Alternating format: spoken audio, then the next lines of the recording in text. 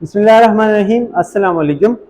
पिछले लेक्चर में जैसे हमने ब्रेन के बारे में पढ़ा था, ब्रेन के जितने भी पार्ट्स थे वो हमने पढ़े। आई होप कि आपको क्लियर होंगे, उसका फंक्शन वगैरह सब कुछ मैंने बताया था। उसी सिस्टम का दूसरा पार्ट हमारे पास है आज। सीएनएस का दूसरा पार्ट है स्पाइनल कॉर्ड। जैसे कि आपको पता है कि हमारा नर्वस सिस्टम का जो मेन पार्ट सीएनएस है, ब्रेन और स्पाइनल कॉर्ड, तो दो चीजें उसमें आती हैं, स्पाइनल कॉर्ड और ब्रेन। तो ब्रेन हमने ऑलरेडी पढ़ा है, आज हम स्पाइनल कॉर्ड पढ़ेंगे। स्पाइनल कॉर्ड से पहले कुछ चीजें आपको ओवरव्यू पता होना चाहिए हमारे नर्वस सिस्टम के बारे में। नर्वस सिस्टम जो हमारा है उसको हम दो हिस्सों में डिवाइड करते हैं। सबसे पहले जो दो ब्रांचेस है इसके, वो एक है सीएनएस और एक है पीएनएस। सीएनएस जो है इसको हम कहते हैं सेंट्रल नर्वस सिस्टम, पीएनएस का मतलब है पेरिफेरल नर्वस सिस्टम।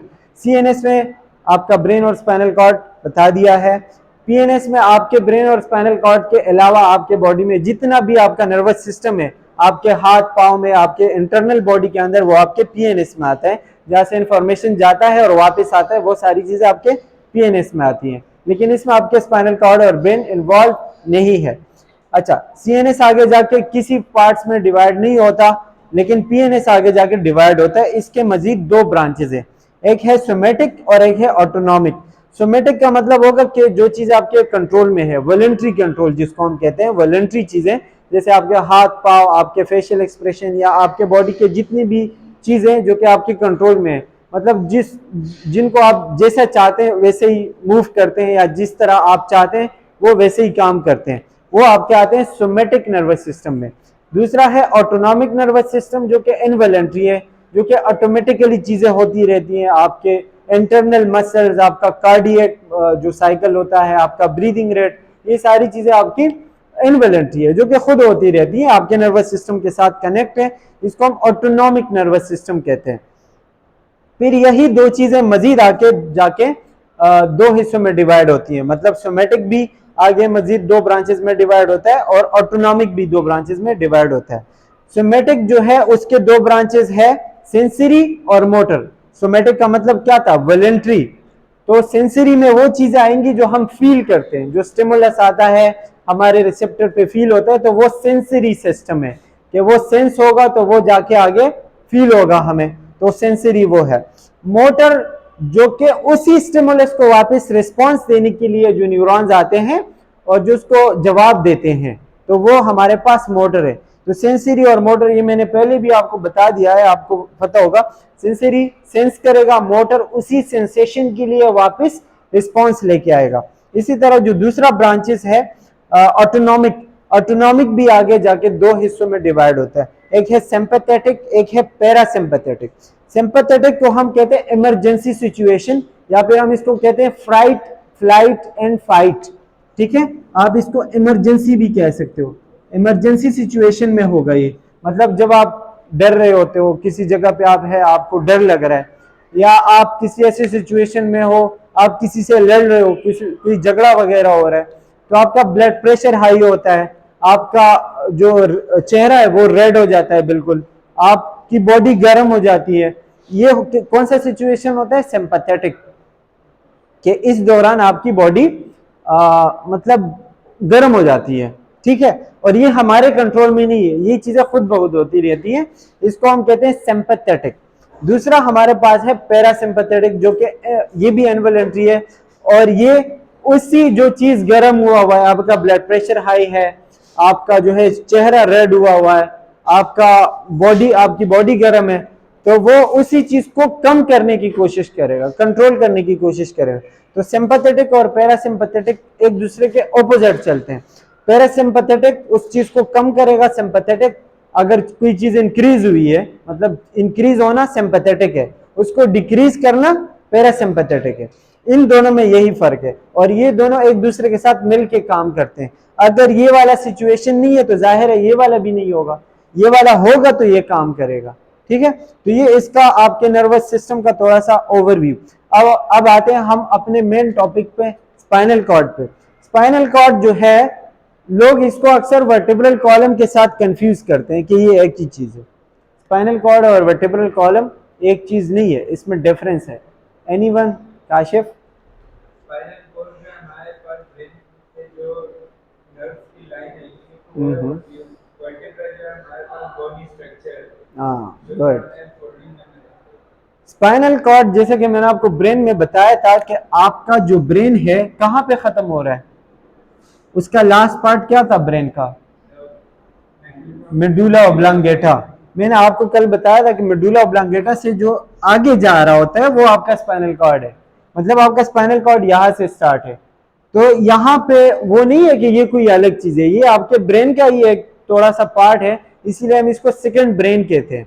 और इसके जिम्मे कुछ काम भी होते हैं, मतलब ऐसा नहीं है कि इसका कुछ काम ही नहीं है, बस एक सीधी सी लाइन है। जो रिफ्लेक्स एक्शंस होते हैं वो यहाँ से कंट्रोल होते हैं, कोई छोटे मोटे काम ये भी करते हैं।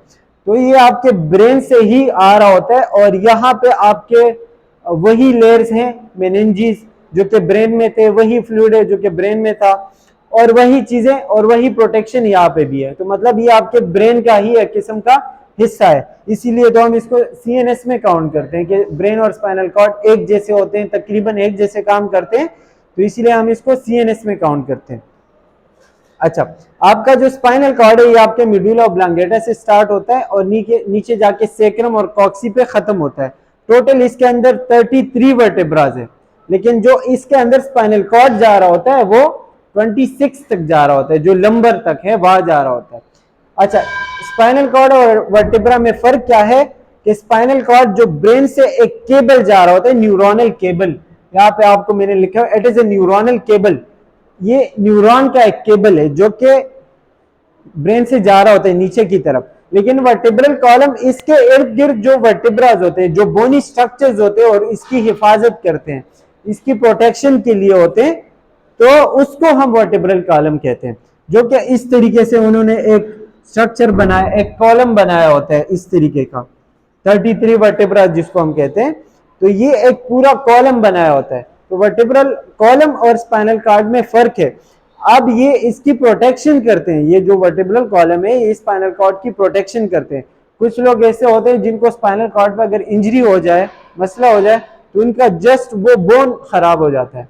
अगर ये नहीं होता, अगर ये वर्टिब्रल कॉलम नहीं होता, तो फिर जाके सीधा उनके स्पाइनल कॉर्ड पे लगता।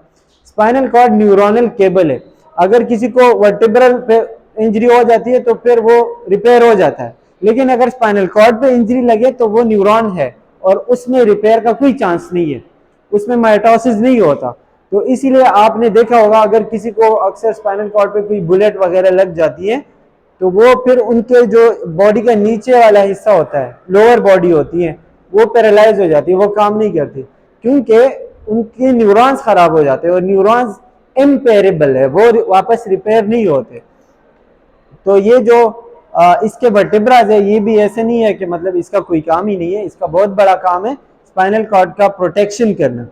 अच्छा, स्पाइनल कॉर्ड जो है जैसा कि मैंने आपको बता दिया कि न्यूरोनल केबल है, ये इंफॉर्मेशन लेके जाता है और वापस भी लेके आता है, मतलब एक रास्ता है ब्रेन तक जाने के लिए और वापस लेके आने के लिए इंफॉर्मेशन का। और इसके अलावा इसका दूसरा काम क्या है, रिफ्लेक्स एक्शन, ऑलरेडी हम डिस्कस कर चुके हैं, वो कंट्रोल करता है कि रिफ्लेक्स एक्शन किस तरीके से कंट्रोल होता है आपके स्पाइनल कॉर्ड से। अच्छा, इसके अलावा आपके स्पाइनल कॉर्ड के अंदर कुछ चीजें होती हैं, स्ट्रक्चर पे आते हैं। जैसे कि मैंने आपको पहले बताया था, ये वाला जो पार्ट है जो पीछे वाला, ये इस तरह का होता है, आपके हाथ पीछे और आगे का वो होता है। तो जो पीछे का पार्ट है इसको हम क्या कहते हैं, डोर्सल रूट कहते हैं। और डोर्सल रूट का काम क्या होगा, इंफॉर्मेशन जो भी आएगा बॉडी से वो डोर्सल रूट के जरिए आएगा स्पाइनल कॉर्ड में। इस वाले पार्ट का नाम क्या था, वेंट्रल रूट, और ये इंफॉर्मेशन आगे फॉरवर्ड करेगा। अब इसके अंदर दो रास्ते हैं, एक इंफॉर्मेशन लेने के लिए और एक देने के लिए। तो जो डोर्सल रूट है उससे इंफॉर्मेशन आएगा, जो वेंट्रल रूट है इससे इंफॉर्मेशन जाएगा टू द इफेक्टर या जो मसल वगैरह होंगे, जो न्यूरॉन होगा, मोटर न्यूरॉन, वो यहाँ से निकलेगा। अच्छा, इसमें मैंने आपको एक चीज ये बताई थी कि इसका जो अंदर वाला पोर्शन है ये एक मैटर है। कौन सा मैटर है, नो, ये ग्रे मैटर है, ग्रे मैटर। ये ग्रे मैटर होता है, स्पेशली ये जो बटरफ्लाई शेप का है ये स्पाइनल कॉर्ड है, ये ग्रे मैटर का होता है। और जो बाहर का हिस्सा है ये वाला, ये व्हाइट मैटर का होता है। अब ये व्हाइट मैटर और ग्रे मैटर किस वजह से होता है?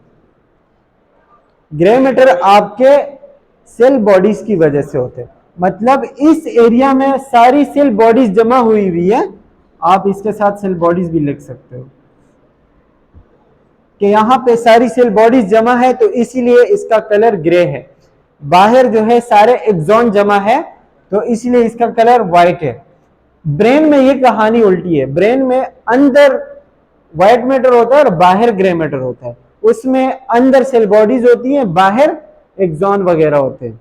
तो व्हाइट मैटर ग्रे मैटर की कहानी ब्रेन और स्पाइनल कॉर्ड में ऑपोजिट है। स्पाइनल कॉर्ड में अंदर ग्रे मैटर है, बाहर व्हाइट मैटर है। ब्रेन में अंदर व्हाइट मैटर है, बाहर ग्रे मैटर है। अच्छा, इसी तरह यहां पे मैंने लिखा है कि आपके स्पाइनल नर्व्स होते हैं कुछ, जो 31 पेयर है। 31 पेयर ऑफ नर्व निकलते हैं आपके स्पाइनल कॉर्ड से। ये नर्व कैसे निकलते हैं? एक यहाँ आपके डॉर्सल रूट से निकलता है और एक आपके वेंट्रल रूट से निकलता है।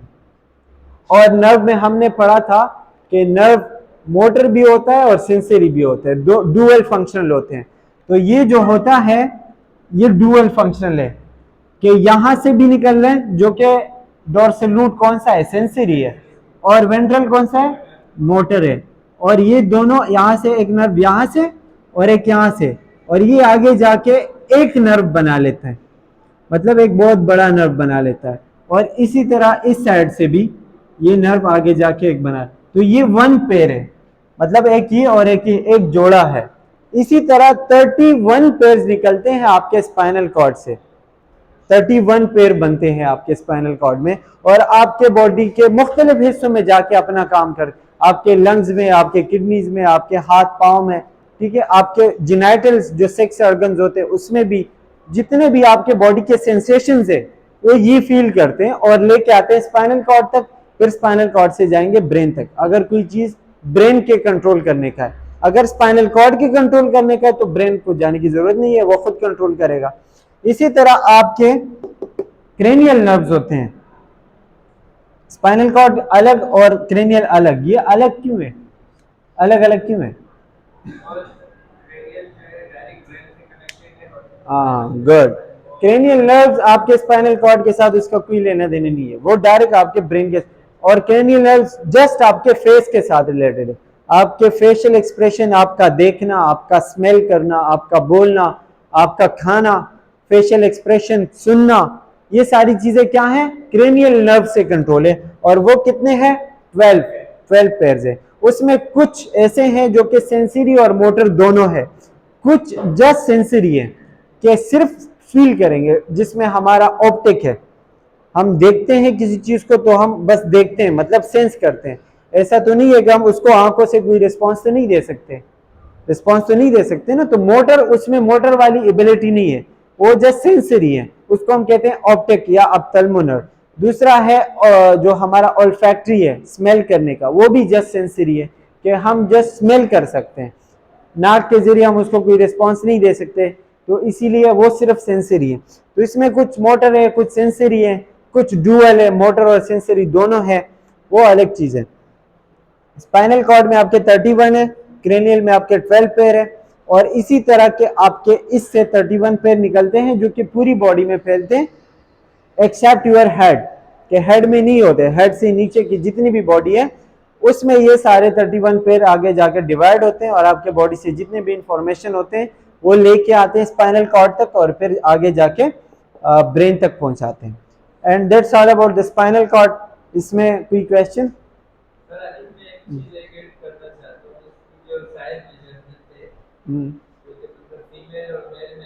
हाँ, मेल का जो है 45 सेंटीमीटर होता है स्पाइनल कॉर्ड का साइज, और फीमेल का 43 सेंटीमीटर होता है।